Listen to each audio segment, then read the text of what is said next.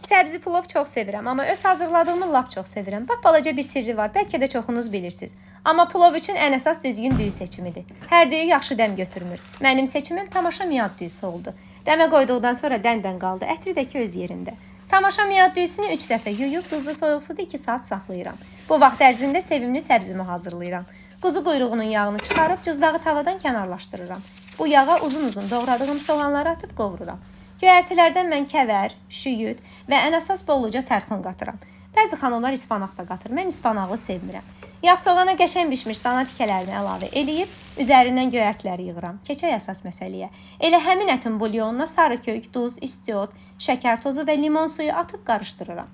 Bu soğuzu səbziyə gəzdirib ağzı bağlı tavada göyərtilər rəngini dəyişənə kimi bişirirəm. Soğuz sayəsində balanslı turşməzə dad alınır.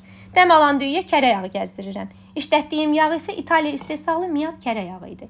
I am hungry fərqli təqdimatları sevir. Səbzini süfrəyə bu cür təqdim edirəm. Daha iştah açıcı və cəzbedici görünür.